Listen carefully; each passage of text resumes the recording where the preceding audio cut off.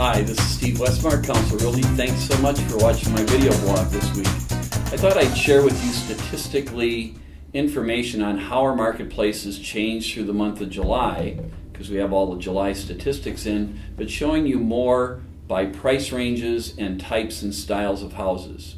So the first thing I'm going to show you is the pending sales and what's going on there, and I'll just pick several of the graphs here. One shows that the sales are significantly down in the under $120,000 price range by 23%. Well, that would seem that, boy, the marketplace must be deflating, but really it's not. What's happened is that price ranges are increasing, and so therefore it's harder and harder to find the properties that are under $120,000. You'll see in the price ranges that are $150 to $190, $190 to $250, $250 to $350, $350 to $500, and $500 to $1 million, that it's all over 25%. Some areas getting as high as 40% increase in the unit sales that happened this July versus last July of this year. So we're seeing a great number of sales happening more in the higher price levels. And you'll also see over here in the types of properties that the single family units are up by over 12.8%, and the townhomes are only up by about 7.5%, as well as the condominiums being around 8%. So that gives you kind of a flavor of the market, that the single family is becoming stronger, though condos and townhouses have also increased also.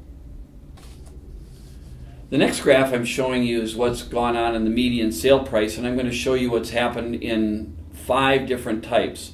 One area is in the single family homes, that the median sale price in single families have increased from $174,000 up to $200,000, and that's a 14.5% increase over last year at this time. In the townhouses and twin homes, the average sale price has gone up 17.8%, and on condominiums, it's gone up over 20%. That kind of is a reflection, especially in the condominium market, of how deep and strong the recession was in condominiums and why the values are going up so significantly.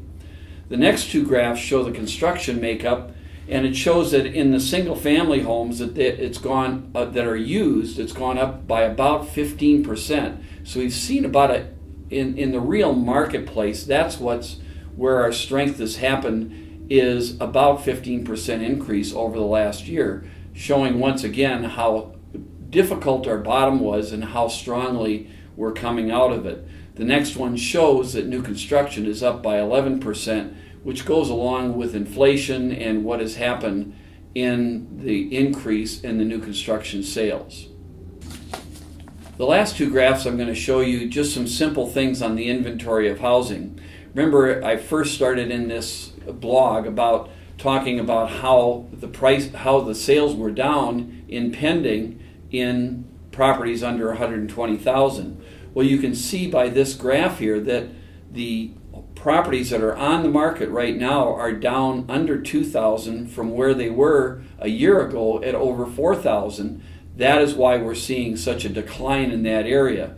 Then you can go through and see that our inventories are lower in the 120 to 150 range, the 150 to 190 range, and then you see inventories beginning to increase at the higher ranges, though they're only going up between 3.5% to 10% in those areas. The last graph I'm going to show you is the months of inventory. And so many times when we talk about there being about a 3-month inventory, when you break it down by the price ranges, you see a significant change. That in fact under $120,000, that the amount of inventory that's out there is only 2 months. What that means, if no more houses came on the market under $120,000 in 2 months, there'd be no more properties to pick from. And at the very high end, at over $1 million, it's now at an 18-month supply. It's down from a 19.5-month supply, but it does mean that we have about 1.5 years of inventory at the very, very high end.